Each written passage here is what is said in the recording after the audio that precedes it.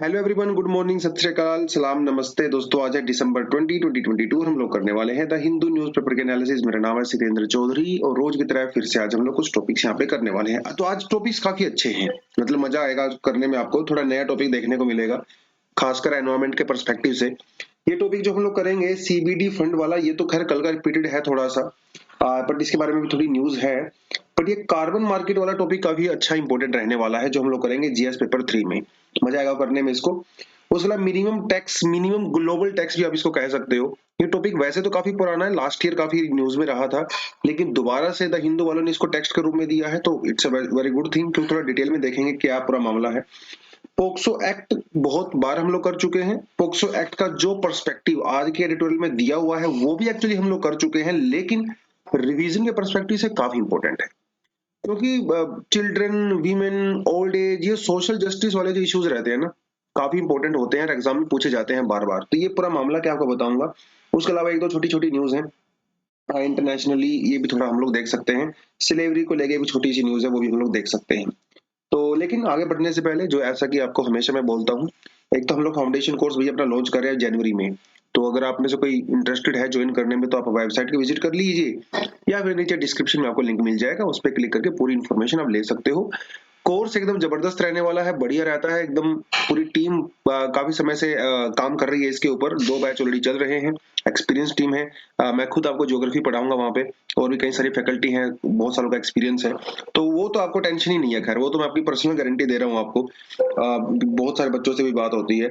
उसके अलावा प्रीलिम्स के टेस्ट सीरीज भी हम लोग चला रहे हैं 22 जनवरी से। तो जो स्टूडेंट 2023 में अटेम्प्ट लिख रहे हैं, उनके लिए तो बहुत क्रूशियल है। देखिए, टेस्ट सीरीज तो आपको लगानी ही है, अब ये लगाइए, कोई भी लगाइए, बिना टेस्ट सीरीज के तो भैया काम चलने वाला है नहीं।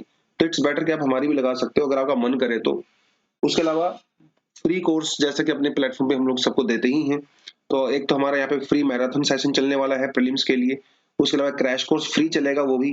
और एक जो है हमारा फिर पूरी तरह से प्रीलिम्स के 2023 के लिए अलग से स्ट्रेटेजी सेशन वगैरह हम लोग फ्री में देने वाले हैं। तो ये तो यूट्यूब पे ओपन ही हो जाएगा, तो आपको सबको पता है। बट आपको उसके लिए चैनल को सब्सक्राइब तो करना पड़ेगा, ताकि इसका नोटिफिकेशन आपको आता रहे। ठीक है जी, चलो तो ज्यादा डिले नहीं करते, सीधा करते हैं काम की बात। और भैया आज क्या है, पहले पेज पे थोड़ा वो देख लेते हैं। COP 15 summit adopts historic biodiversity deal. देखिए, हिस्टोरिक का मतलब क्या होता है कि आज से पहले जो नहीं हुआ है, आज वो हुआ है। मतलब ये कैसा कहते हैं ना कि इतिहास के पन्नों में लिखा जाएगा।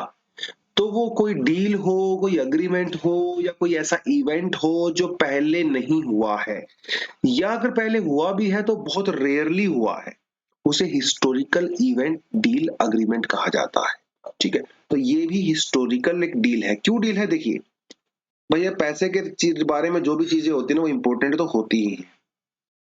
तो यूनाइटेड नेशंस के अंदर क्या रहता था हमारा, आज एक तो हम लोग क्लाइमेट चेंज के लिए मेनली बातें करते हैं, क्लाइमेट चेंज करो, ग्रीन हाउस गैसेस के एमिशन को रोको एंड ऑल दैट, फलाना ढिमकाना, वो सब होता रहता है। एक बात है हमें डेजर्टिफिकेशन। तो बात ये है कि जब क्लाइमेट चेंज की बात करते हैं तो all over the world funding collect की जाती है अमीर कंट्रीज के द्वारा, ताकि वो पुअर कंट्रीज को फंड दे सके, उनको पैसा दे सके, राइट।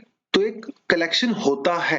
अब वो चाहे कलेक्शन कितने लेवल का होता है उस पर अलग से डिबेट हो सकती है, बट कुल मिला के क्लाइमेट चेंज के लिए कलेक्शन कुछ ना कुछ होता है। बट बायोडाइवर्सिटी प्रोटेक्शन के लिए कोई स्पेशल फंड हमारे पास नहीं था, जैसे क्लाइमेट चेंज के लिए।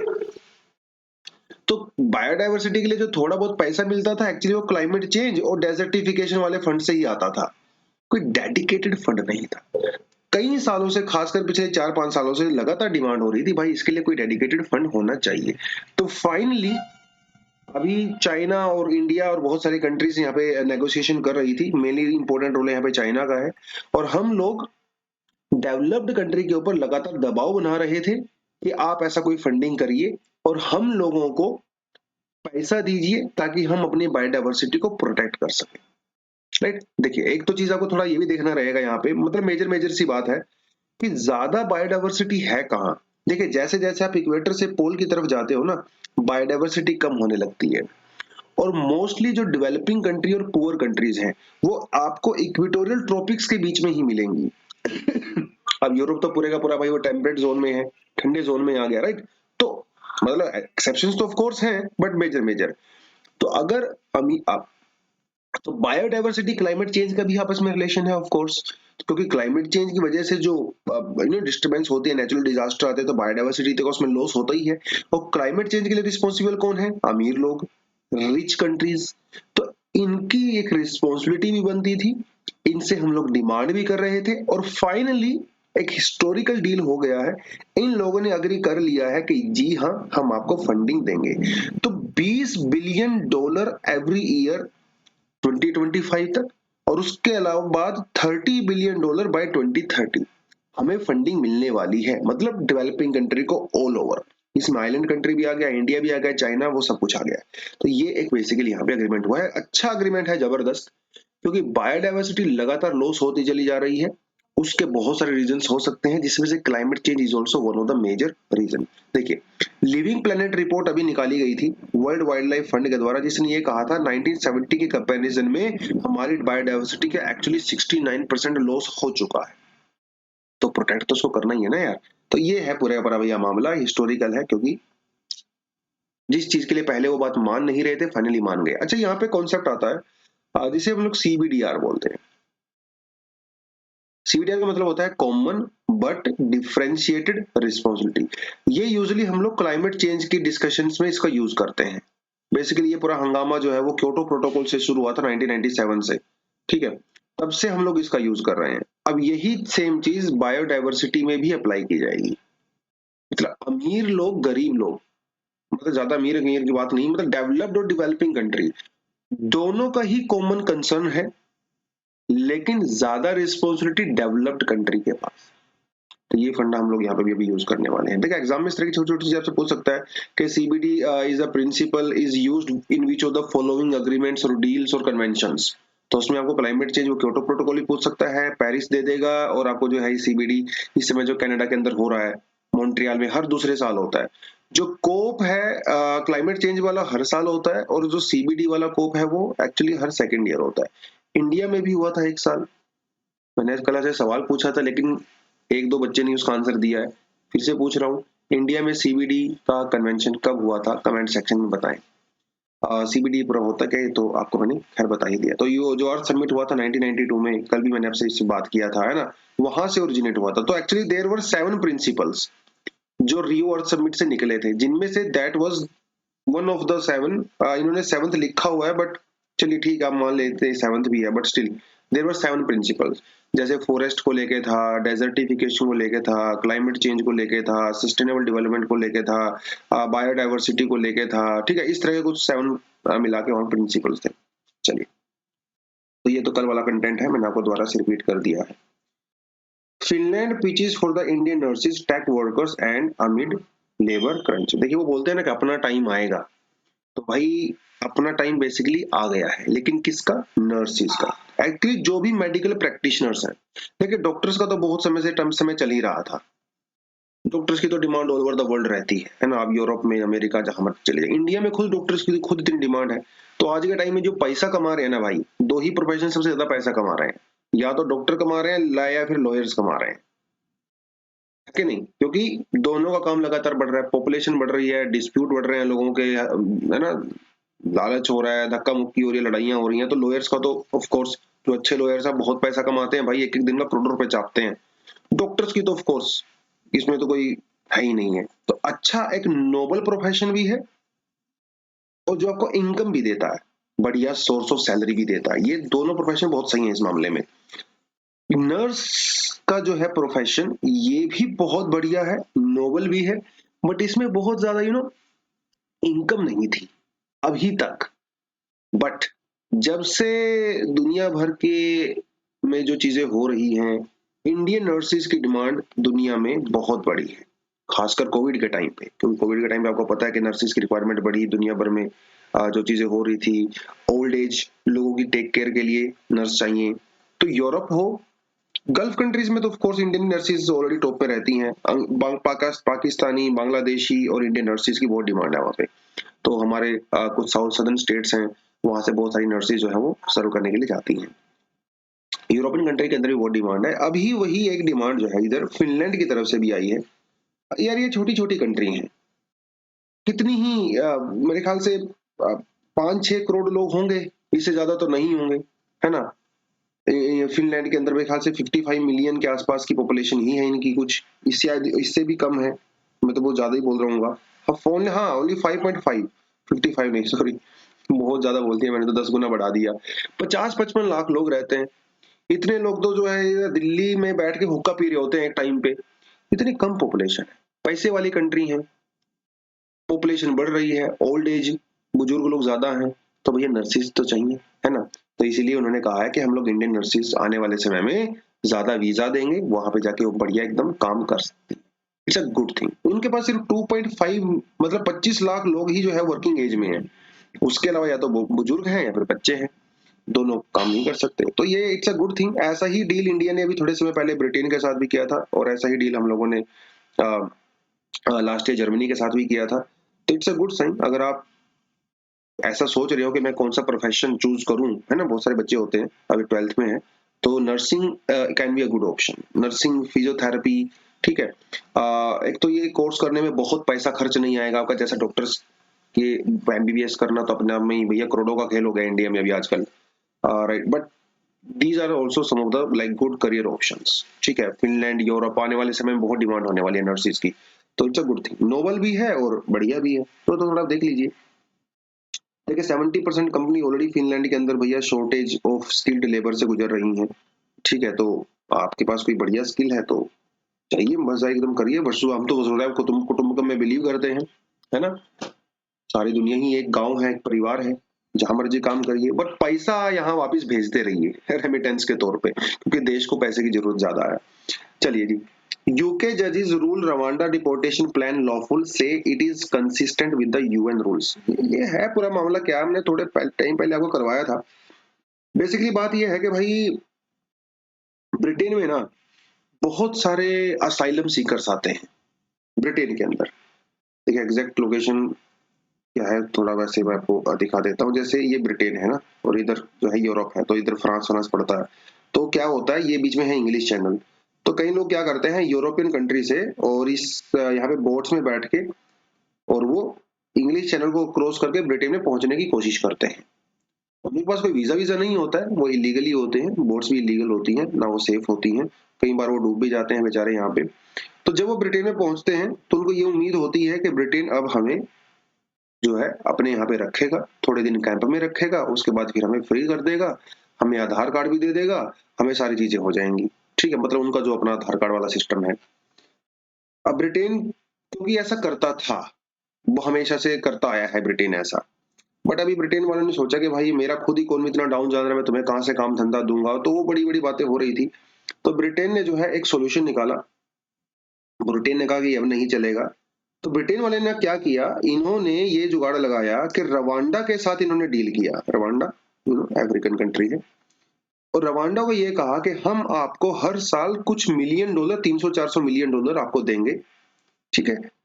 हमारे यहाँ पे जो भी इलीगल इलीगल जो असाइलम सीकर्स आएंगे, हम उसको यहाँ कैंप में रखने की बजाय आपके यहाँ पे भेज देंगे रवांडा में। क्योंकि देखिए अपने यहाँ पे कैंप में रखोगे तो साल 2 साल 1.5 साल के बाद तो उनको कैंप में हमेशा तो नहीं रख सकते, निकालना ही पड़ता है। जब वो निकालेंगे तो आपकी सोसाइटी का पार्ट बन जाएंगे। तो ब्रिटेन के अंदर भी जो है इस तरह की मूवमेंट चल रही है कि नहीं भाई, जब हमारे यहाँ पे इतना प्रेशर हो रहा है, माहौल बिगड़ रहा है, तो आप उनको मत अलाउ करिए। तो ब्रिटेन ने ये जुगाड़ लगाया कि भैया उनको हम लोग रवांडा रवांडा की सरकार को क्या चाहिए, पैसा चाहिए। तो उन्होंने कहा कि ठीक है सर, हम तो लोग कर देंगे, आप हमें कैंप बनाइए, पैसा दीजिए, उनके खाने पीने का इंतजाम करिए, हम उनको यहाँ पर रख लेंगे।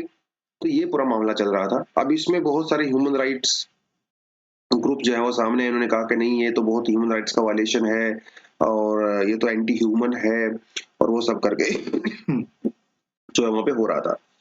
तो ब्रिटेन ने कहा नहीं ऐसा ऐसा नहीं है। तो ये मामला एक्चुअली कोर्ट में चला गया था, और कोर्ट ने भी कहा है कि भाई बिल्कुल सही है, ब्रिटेन को पूरा अधिकार है ये सब करने का, अपने कल्चर को, अपनी इकोनॉमी को प्रोटेक्ट करने का, ठीक है। तो वो सब चीजें यहाँ पे बेसिकली हो रही थी। तो ये कंट्रीज क्या है ना, इसी सिस्टम रहता है। जब दूसरों के बारे में बात आती है तो बहुत ह्यूमन राइट्स की बड़ी बड़ी बातें करते हैं, लेकिन जब खुद की बात आती है तो भाई, है ना, मैं अपना अपना देखो, मैं अपने हिसाब से ठीक है। तो वही सब चलता है। तोता चना बाजेगा ना, है ना, बड़ी बड़ी बातें, लेकिन प्रैक्टिकली कुछ भी नहीं है। चलिए जी। Dutch PM apologises for the 250 years of the slavery. देखिए ये भी वही है भाई, ब्रिटेन, नेदरलैंड, जर्मनी, फ्रांस, इन्होंने 200-250 साल किया ही क्या है, कॉलोनिज्म इन्होंने ही तो किया है ना। एशियन कंट्रीज को, साउथ ईस्ट एशियन कंट्रीज को, अमेरिकन कंट्रीज को लूट लिया, निचोड़ दिया उनको। अरे चलो रिसोर्सिस तो आपने लूटे तो लूटे, वो तो चलो फिर भी आप एक टाइम तक जो है डाइजेस्ट कर सकते हो, आपने तो भाई इंसानों तक को नहीं छोड़ा। स्लेव ट्रेड, जैसे जानवरों की ट्रेड की जाती है ना, उनको चेन्स में बांध के वो एकदम, वैसे ही एक्चुअली में इंसानों की ट्रेड होती थी। देखिए मतलब आजकल हम लोग ने इन बातों को लेकर इतना सेंसिटिव है नहीं, क्योंकि बात ये है ना, उस समय कैमरे वैमरे तो होते नहीं थे। आजकल के लोग क्या है, तो यूट्यूब दिखाते, अच्छा कैमरे में दिखाओ, वीडियो दिखाओ, लेकिन एक्चुअली में स्लेव ट्रेड होता था। इस तरह के नोटिस लगाए जाया करते थे मार्केट में कि भैया 500 स्लेव्स आए हैं, ये उनकी हाइट है, हट्टे कट्टे हैं, तो जिनको खरीदना है खरीद लो। अब वहां पे जो है उनको जेल में ऐसे, जैसे मार्केट में खड़े होता है बेचने के लिए, उनको ऐसे चेन बांध बांध के उनको खड़े किया जाता था। लोग आया करते थे, कौन आया करते थे, मतलब जो उनको खरीदते थे, जिनको जरूरत होती थी उनकी, किसको खेत में काम करवाना है, कुछ कर ले, जैसे जानवर काम करते हैं ना, गधे काम करते हैं, उस टाइप का रहता था। तो अफ्रीकन कंट्री से बहुत सारे स्लेव्स जो है वो ब्रिटेन, स्पेन, पोर्तुगल, इनके द्वारा वो लेके गए प्लांटेशन वगैरह करने के लिए। और आज अगर आप देखिए, फ्रांस में देखिए क्या है, फ्रांस में फ्रांस की फुटबॉल टीम को देख लीजिए, कितने सारे वहां पे अफ्रीकन जो है ओरिजिन से आपको प्लेयर्स देखने को मिलेंगे, वो सब वही हैं, वो पूरा सिस्टम चल रहा है। तो अभी वो भैया माफी मांग रहे हैं, अभी वो कई सारे आइलैंड कंट्रीज के अंदर घूम रहे हैं, कैरिबियन आइलैंड्स में घूम रहे हैं, इधर उधर घूम रहे हैं माफी मांगते हुए कि मेरे से गलती हो गई, 250 साल की स्लेवरी एंड ऑल दैट, मेरे को माफ कर दो, हम बहुत अच्छे लोग हैं, हम तो एकदम मतलब हम तो भगवान की देन है, और हम आपका टेक केयर करेंगे, एंड ऑल दैट करेंगे। वो सब चीजें यहाँ पे हो रही हैं। अरे भाई ठीक है, आपने टेक केयर किया, माफी मांगा, it's a good thing, not a bad thing of course, लेकिन कुछ कंपनसेशन भी दे दो यार, है ना। कुछ 200-400 मिलियन डॉलर, कुछ 20-50 बिलियन डॉलर उनको दे दो, वहां पे कुछ स्कूल्स वगैरह बनवाओ, कुछ अच्छा काम करो, वो भी तो होना चाहिए ना साथ के साथ कंपनसेशन। जैसे शशि थरूर जी ब्रिटेन से मांगते हैं कि भाई इंडिया से आपने इतने ट्रिलियंस ऑफ डॉलर, बिलियंस नहीं भाई, ट्रिलियंस, ट्रिलियंस ऑफ डॉलर लूटा है, तो ब्रिटेन की एक मोरल रिस्पॉन्सिबिलिटी बनती है कि कम, अरे आप समय वापस नहीं ला सकते, कम से कम कुछ पैसा ही दे दो यार, है ना, कंपनसेशन के तौर पे। बट वही है, लूट के लोग अमीर बने, अब वापस हमें देके गरीब थोड़ी ना बनेंगे। खैर, कभी कभी कॉलोनाइजेशन वाले मामले में हम इंडियंस थोड़े इमोशनल हो जाते हैं, क्योंकि हमारी हिस्ट्री बहुत खराब रही है, कॉलोनिज्म वाली मास्टर्स रहे हमारे इतने साल तक वो लोग। एनीवेज, तो ये तो थोड़ा सा इशू था। बाकी लोकसभा के अंदर एक बिल पास हुआ है जिसमें जो है बेतु कुरुबा, जो एक कम्युनिटी ट्राइब है, ठीक है, उसको बेसिकली एसटी का स्टेटस यहाँ पे दिया गया है, ठीक है, ये बिल पास किया गया है। और ये जो बिल पास किया गया है, ये एक्चुअली ट्राइब पहले से है एसटी कैटेगरी में, बट ये मतलब क्या होता है कि जब एसटीज को, एससीज को या ओबीसीज को, किसी भी कास्ट को जब आइडेंटिफाई किया जाता है, तो यहाँ पे बहुत थोड़ा मुद्दा ना स्पेलिंग्स का भी हो जाता है। जैसे अग्रवाल है ना, कितना बड़ा स्पेलिंग का मुद्दा है भैया, अग्रवाल, कोई अग्रवाल ए जी ए आर लिखता है, कोई ए डबल जी लिखता है, कोई ए जी आर ए डब्ल्यू लिखता है, कोई वी एल लिखता है। तो ट्राइबल्स में भी बहुत सारा ऐसा होता है, जिसकी वजह से उनकी स्पेलिंग वगैरह चेंज हो जाती है, एंड ऑल दैट, प्रोनाउंसिएशन वगैरह चेंज हो जाती है, तो वो एसटी कैटेगरी में नहीं आ पाते। जैसे यहाँ पे काड़ू कुरुबा ट्राइब है, ठीक है, काड़ू कुरुबा ट्राइब, और एक है बेटा कुरुबा ट्राइब। तो काड़ू कुरुबा ट्राइब तो वो already was in ST status, ठीक है, बट बेटा कुरुबा नहीं थी, तो लेकिन है ये सेम ही ट्राइब, बोलने का तरीका अलग है, स्पेलिंग थोड़ी अलग है। तो सरकार ने कहा कि भाई चलिए ठीक, आपको भी कर देते हैं, ताकि कम्युनिटी तो एक ही है ना, तो उन्होंने उसको बेसिकली यहाँ पे कर दिया है। तो ये पूरा पूरा मामला बनता है। तो अपोजिशन वाले कह रहे हैं कि भाई ये क्या कर रहे हो आप यार, है ना। तो देश में जितनी भी ट्राइब हैं, आप एक लिस्ट बनाइए जैसे आपको ये करना है, एकदम से एक कॉम्प्रिहेंसिव बिल लेके आइए, एक एक ट्राइब को लेकर थोड़ी ना बिल लेके आओगे यार। तो गवर्नमेंट भी कह रहे हैं कि हाँ चलिए ठीक, हम लोग इस चीज पे काम कर रहे हैं, आने वाले समय में कॉम्प्रिहेंसिव बिल हम लोग लेके आएंगे। तो ये पूरे का पूरा मामला यहाँ पे बेसिकली चल रहा है। बाकी ये पुराना स्लाइड है कि कौन कौन से हमारे यहाँ पे कॉन्स्टिट्यूशन प्रोविजंस हैं एसटीज के बारे में, शेड्यूल ट्राइब्स कौन होते हैं, क्या उसकी डेफिनेशंस हैं, और शेड्यूल ट्राइब्स को कैसे स्टेटस मिलता है शेड्यूल ट्राइब का, वो कंटेंट पुराना कंटेंट है बेसिकली। बस मैंने आपके लिए सेल्फ स्टडी के लिए डाला, थोड़ा सा पढ़ लोगे तो आपको अच्छा लगेगा। बाकी लक्ष्मीकांत वगैरह में बहुत बढ़िया डिटेल यहाँ पे दिया हुआ है। चलिए, तो थोड़ा टेक्स्ट में देखते हैं आज क्या है भाई। टेक्स्ट अच्छा टेक्स्ट है आज, बढ़िया है, मजा आएगा करने में आपको। The minimum tax on the big business, ये है कैसे, आप मिनिमम ग्लोबल टैक्स भी कह सकते हो। ठीक है, देखिए थोड़ा इधर चलते हैं, कहीं यहाँ पे चलते हैं। देखिए होता क्या, मान लो जो है एक कंपनी है गूगल करके, ठीक है, गूगल एक कंपनी है, और गूगल कंपनी ना दुनिया में बहुत कंट्रीज में जो है ये रिवेन्यू कमाती है ना। इंडिया से भी रिवेन्यू ले रही है, यूएसए से भी रिवेन्यू ले रही है, लेकिन ये कंपनी जो है वो कहाँ रजिस्टर्ड है, यूएसए में ज्यादातर इसका काम है। बट इसकी जो मेन ब्रांच है गूगल की, वो ठीक है, जैसे मान लो आपने बोल दिया कि सर वो जैसे केमन आइलैंड, या फिर आपने आयरलैंड ही मान लो, आयरलैंड ही मान लिया, ठीक है, उसका डोमिसाइल आयरलैंड में है। गूगल का मेन डोमिसाइल जो है वो आयरलैंड में है। इसका जो मेजर फंक्शन है वो यूएसए में है और इंडिया में है। अब होगा क्या, गूगल को टैक्स कहाँ पे करना पड़ेगा, गूगल को मेजर टैक्स जो पे करना पड़ता है वो आयरलैंड के अंदर पे करना पड़ता है। इंडिया में और यूएसए में नामात्र का जो है वो टैक्स देता है। ठीक है, और अगर गूगल यूएसए में रजिस्टर्ड होती, मतलब मेन उसका डोमिसाइल यूएसए में ही होता, तो उसको यूएसए में पूरा टैक्स देना पड़ता। अब ये गूगल ने आयरलैंड में क्यों कर रखा है भाई अपना मेन डोमिसाइल, क्योंकि आयरलैंड के अंदर टैक्स रेट जो है वो सिर्फ 5% है, यूएसए के अंदर टैक्स रेट जो है वो 25% है, इंडिया में टैक्स रेट जो है वो 30% है। 35 मतलब 25 ही है, बट मतलब मैं वेरिएशन के तौर पे ले रहा हूँ। पहले तो इट वाज 35, फिर अभी 25 हो गया है। तो इन कंपनीज को क्या फायदा होता है, इससे टैक्स की बचत होती है। और ये जो कंपनी, ये कंट्रीज होती है, इन्हें बोलते हैं टैक्स हेवन, है ना। केमन आइलैंड, आयरलैंड, और दुनिया भर की जो है वो मोरक्को, और ठीक है मलेशिया, और वो सब करके बहुत सारी कंट्रीज रहती है, हम बहामास एंड ऑल दैट। इसे टैक्स हेवन कहा जाता है, जहाँ पे कॉर्पोरेट टैक्स बहुत ही कम होता है। तो कंपनी को तो हो गया बेनिफिट, इसको कम टैक्स पे करना पड़ेगा। अब वो जो पैसा इसको बचेगा वो किसको देंगी, अपने जो इनके इन्वेस्टर्स होते हैं, स्टेक होल्डर्स होते हैं, उनको पैसा जाएगा। तो ये बहुत सारी कंपनीज ये सब करती हैं टैक्स को बचाने के लिए। ठीक है, गूगल, फेसबुक, वो सब कंपनी सब करती हैं। तो इससे क्या हो रहा है, इससे नुकसान हो रहा है। भैया आपने पैसा तो कमाया यूएसए में, पैसा कमा रहे हो आप इंडिया में, पैसा कमा रहे हो आप जो है चाइना में, टैक्स दे रहे हो आप आयरलैंड को जाके, वो भी थोड़ा सा, तो नुकसान तो हो रहा है। तो उन्होंने क्या कहा, अभी ओईसीडी कंट्रीज ने कहा और G7 ने मिलके कि ये सब नहीं चलेगा, बहुत हो गया आपका मनमानी। अभी हम लोग क्या करेंगे, एक मिनिमम ग्लोबल टैक्स, एक मिनिमम टैक्स जो है वो निकालेंगे, विच इज 15%। मतलब आपको इतना तो देना ही पड़ेगा। आप भैया चाहे जहां मर्जी का डोमिसाइल करवा लीजिए, आप पनामा का करवा लो, आयरलैंड का करा लो, सिंगापुर का करा लो, बट इतना तो आपको देना ही पड़ेगा। मतलब अगर आप 5% आयरलैंड में दे रहे हो, 10% आपको बचा हुआ आपको यूएसए में देना पड़ेगा। इसे कहते हैं ग्लोबल मिनिमम टैक्स। ठीक है, हालांकि ये ग्लोबल मिनिमम टैक्स की जो है दो वेरिएशंस हैं।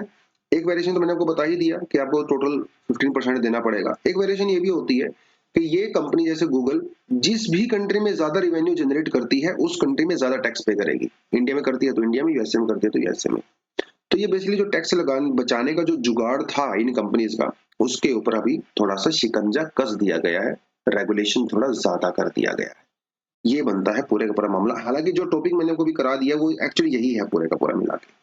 बट सवाल यहाँ पे उठता है कि what is the need for the global minimum tax, क्योंकि उनकी टैक्स की बचत होती है, नुकसान होता है भाई।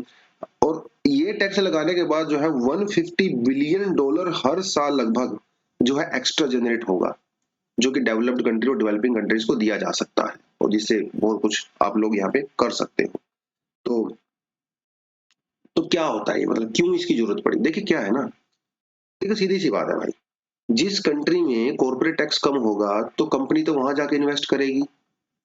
तो हो क्या रहा था पूरी दुनिया में, गूगल, फेसबुक, amazon, एप्पल, इन कंपनीज को अट्रैक्ट करने के लिए, और भी बहुत सारी कंपनीज हैं, उनको अट्रैक्ट करने के लिए कंट्रीज जो है वो टैक्स को कम करे जा रही थी, ताकि उनकी कंट्री में कंपनी आए। यूएसए ने 25 किया, इंडिया ने 24 कर दिया। यूएसए ने 20 किया, हम लोगों ने 15 कर दिया। उन्होंने 10 किया, हम लोगों ने 7 कर दिया। हर कंट्री इस तरह से कंपटीशन कर रही थी ताकि उनके यहाँ पे इन्वेस्टमेंट आ सके। उसके चक्कर में होते होते होते होते क्या हुआ, पूरा सिस्टम जो है वो जो है पूरा डिफॉर्म हो गया। कुछ कंट्रीज ने तो जो है टैक्स बिल्कुल 1% या 0.5% तक ही कर डाला। इससे कंपनी को तो बेनिफिट हुआ, लेकिन जनता को नुकसान हुआ। सरकार के पास टैक्स कलेक्शन कम हुआ, टैक्स कलेक्शन कम हुआ तो भैया जो वेलफेयर वगैरह वो चलाती है सरकार, वो हो नहीं पा रहा था। तो अभी उन्होंने कहा है कि ओईसीडी कंट्रीज ने कि भैया हो गया बहुत कुछ, ठीक है, आपने जितना पैसा बचाना था बचा लिया, अभी अब हमारी बारी है, आप मिनिमम टैक्स यहाँ पे लाके आराम से हमें दे दीजिए, बाकी उसके अलावा जो आपको करना है आपकी श्रद्धा है। ये कुछ कुछ मामले यहाँ पे बन रहा था। What are the carbon markets and how do they operate? तो बेसिकली अभी जो है इंडिया ने एक the energy conservation amendment bill 2022 pass किया है। इसमें हम लोग कार्बन मार्केट की बात करते हैं, और कार्बन मार्केट वैसे कोई नया कॉन्सेप्ट नहीं है। कार्बन मार्केट वाला कॉन्सेप्ट जो है वो क्योटो प्रोटोकॉल से चला रहा है, जिसे जो है क्लीन डेवलपमेंट मैकेनिज्म भी कहते हैं, सीडीएम भी कहते हैं। कार्बन मार्केट, कार्बन क्रेडिट, वो सब करके जो रहता है। आप थोड़ा सा शंकर आईएएस पढ़ोगे तो आपको उसमें थोड़ा आइडिया मिल जाएगा क्या होता है वो, ठीक है, गूगल भी वगैरह थोड़ा कर सकते हो। तो 2015 के पेरिस एग्रीमेंट में भी बेसिकली इंटरनेशनल कार्बन मार्केट की बात हुई थी, उससे पहले भी हो रही है ऑफ कोर्स। ये काम कैसे करता है थोड़ा आपको ये आइडिया दे देता हूँ, बाकी तो उसको पढ़ ही सकते हैं। कार्बन मार्केट का मतलब दोस्तों ये होता है, एक एग्जांपल आपको दूंगा, एक दो से आप खुद समझ जाओगे। बेसिकली वैसे दो तरह की होती है, एक वॉलंटरी होती है, एक जो है वो कंप्लायंस होती है मार्केट। इसमें होता क्या है, जैसे कंप्लायंस का एग्जांपल आपको मैं देता हूँ। जैसे कंप्लायंस का मतलब होता है कि जो गवर्नमेंट डिसाइड करती है, गवर्नमेंट ने ये डिसाइड किया, मान लो कि ये फलानी कंपनी, मान लो ये अडानी है, अडानी कंपनी का एक साल का टारगेट है 50 टन ऑफ CO2 रिलीज करना, और ये गवर्नमेंट ने उसके ऊपर लिमिट लगा दी है। तो अडानी को गवर्नमेंट की लिमिट के साथ कंप्लाई करना पड़ेगा, मैंडेटरी हो गया ना उसके लिए, कंप्लायंस होता है, इसको कंप्लायंस बोलते हैं। अब भाई क्या हुआ, अब अडानी ने कोशिश तो पूरा किया, लेकिन अडानी ऐसा कर नहीं पाया। उसके कंपैरिजन में एक और कंपनी है, कोई और, मान लो प्रेपायसी है, ठीक है, इस कंपनी के पास कोई खास टारगेट नहीं था, या फिर मान लो इसके पास जो है वो सिर्फ 20 टन का टारगेट था। बट प्रेपायस ने क्लीन एनर्जी के लिए बहुत जबरदस्त काम किया, इन्होंने सोलर पैनल वगैरह वगैरह वो सब लगवाए, तो इसका टारगेट था 20 टन, लेकिन इसने किया सिर्फ 10 ton, only 10 ton of CO2। तो मतलब इसके पास 10 टन अभी भी और बचा हुआ है। तो उस टारगेट को ये लोग क्या करते हैं, एज अ बॉन्ड के रूप में इशू कर सकते हैं। और अडानी अगर 50 से ज्यादा करता है, मान लो अडानी जो है, अडानी ने मान लो ये बॉन्ड खरीद लिया जो कि एक्स्ट्रा 10 टन का है, तो इसका मतलब अडानी अब 60 कर सकता है, क्योंकि उसने यहां से खरीद लिया है, ठीक है, और इसने उसको बेच दिया है। अगर अडानी अपना टारगेट 50 की जगह 60 एक्सीड कर देता है, तो वैसे तो गवर्नमेंट उसके ऊपर फाइन लगाती। अडानी ने कहा कि देखो भाई मैंने यहां से 10 खरीद लिया है ना, बस खत्म। इसे कहते हैं कार्बन मार्केट, इस तरह से काम करती है। तो एक ऑर्गेनाइजेशन या कोई एक कंट्री अगर वो अपने टारगेट से कम अगर वो करती है, CO2 को रिलीज करती है, या फिर जैसे एफोरेस्टेशन करती है, सोलर पावर प्लांट वगैरह लगाती है, जो भी करती है, उसकी वजह से अगर उसका टारगेट कम हो से कम वो रिलीज करती है, तो दूसरी कंपनीज को बेच सकती है, ठीक है। ये बेसिकली पूरा कार्बन मार्केट होता है। तो दो तरह का होता है, कंप्लायंस मार्केट होता है, एक वॉलंटरी होता है।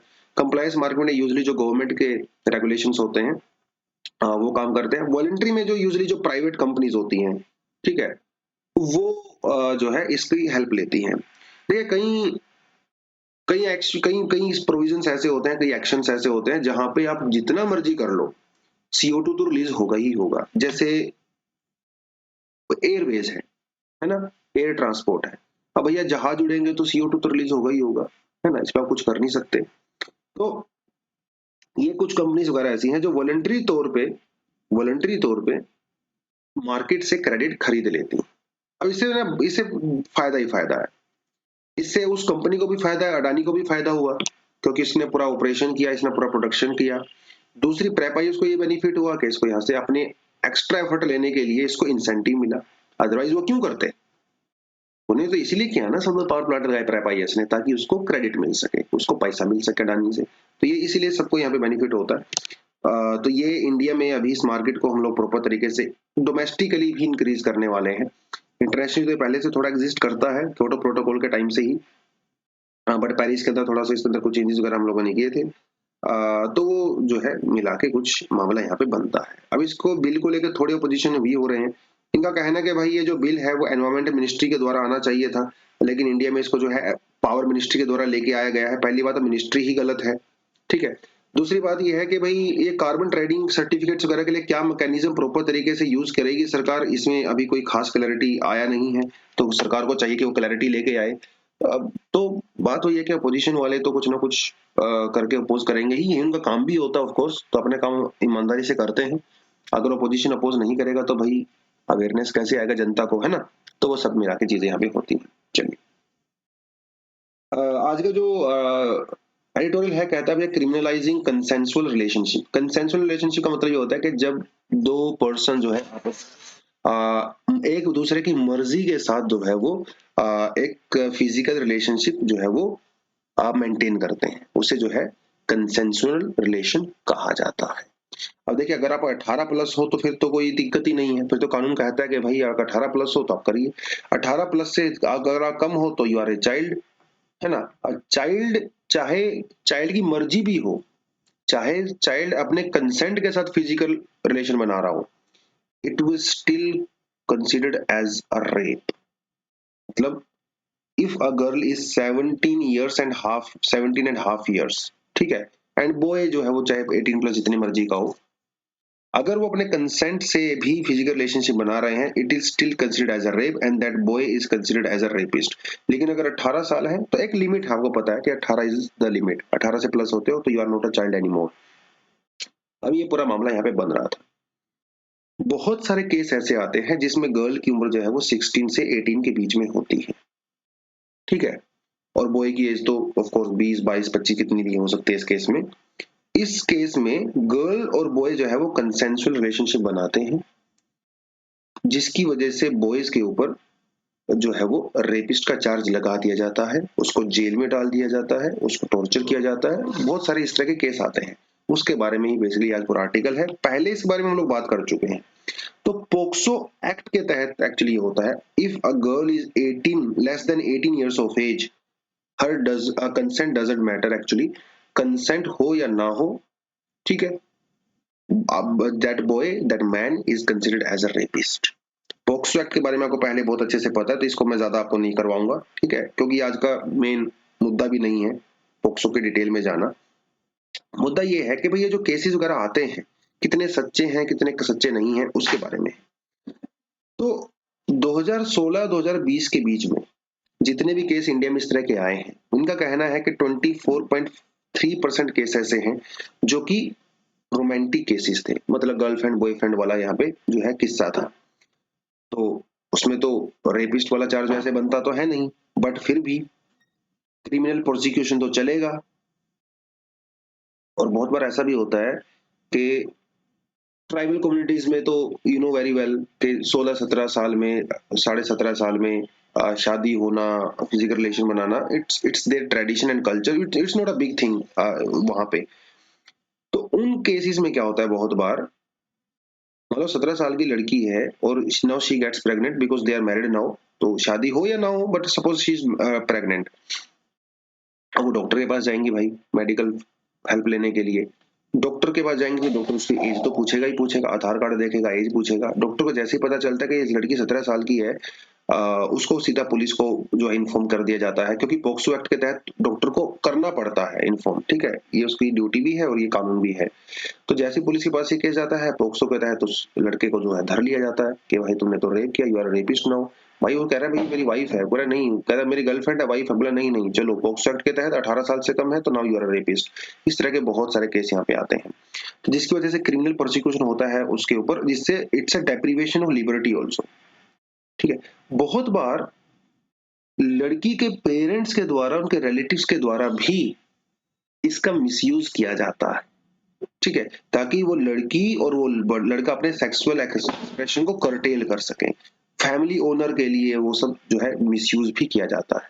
कई बार तो गर्ल्स का ऐसा रहता है कि उनके झूठे सर्टिफिकेट बनवा दिए जाते हैं, शी इज 18 प्लस, लेकिन झूठे सर्टिफिकेट बनवा दिए जाते हैं कि नहीं वो बच्ची है अभी, और बॉयज को जो है वो जेल वगैरह में डाल दिया जाता है। ऐसा मेरा पर्सनल विचार भी नहीं है, मतलब मेरा पर्सनल विचार तो अलग बात है, वो डजंट मैटर। कानून के आंकड़े ऐसा कहते हैं, these are actually the facts given by the government, और ये आंकड़े आगे आएंगे भी, देखो यहाँ पे दिए भी हुए हैं। तो these are some of the things. और इसमें क्या रहता है कि एक बार वो लड़का जो है, अब वो चाहे लड़की का कंसेंसुअल है, बट स्टिल एक बार उसके ऊपर केस अगर चल गया तो उसे हमेशा से सेक्स ऑफेंडर की कैटेगरी में डाल दिया जाता है, हमेशा के लिए पुलिस के रजिस्टर में उसका नाम दर्ज हो जाता है। And boy girl is a victim here, girl को तो विक्टिम कंसिडर किया जा रहा है, क्योंकि उसको विक्टिम कंसिडर किया जा रहा है इसलिए उसकी वॉइस इज अ वॉइसलेस, उससे ओपिनियन भी नहीं पूछा जा रहा है ना, जज साहब भी नहीं पूछ रहे हैं, कोई भी नहीं पूछ रहा है, तो दिस आर, तो उसकी privacy, right to life, dignity के भैया अगेंस्ट में पूरी चीजें जाती हैं। ठीक है, तो ये इसकी वजह से क्या होता है, girls deter to availing the themselves medical service. अब मान लो कि 17 साढ़े 17 साल की लड़की है, उसकी शादी हो किसी लड़के के साथ, वो प्रेग्नेंट हो गई, तो भाई वो तो प्रोफेशनल डॉक्टर के पास भी नहीं जाएंगी। उनको पता है कि अगर मैं जाऊंगी तो मेरे हस्बैंड को सीधा धर लिया जाएगा।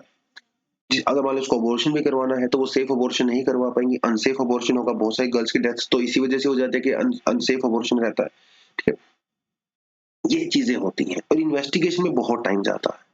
तो भैया पुलिस को जो रियल केसेस में इन्वेस्टिगेट करना चाहिए, वो पुलिस का टाइम इन केसेस में चला जाता है। और वैसे भी इन केसेस में 93.8% केसेस में तो जज उनको रिहा कर देता है, छोड़ देता है, अक्विट कर देता है कि जाइए अपना जिंदगी संभालिए, काहे चक्कर काट रहे हो कोर्ट कचहरी के, वो भी सब होता है ना। एक्विटल केस बहुत ज्यादा है, बहुत ज्यादा है, 93% का बहुत ज्यादा होता है।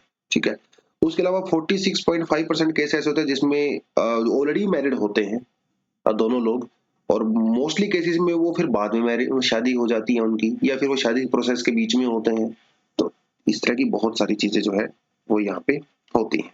ठीक है, सॉल्यूशन क्या है, सॉल्यूशन क्या है, तो हमारे यहाँ पे बहुत सारे लाखों की संख्या में बॉयज एंड गर्ल्स जो है इस तरह से हरास होते हैं, परेशान होते हैं।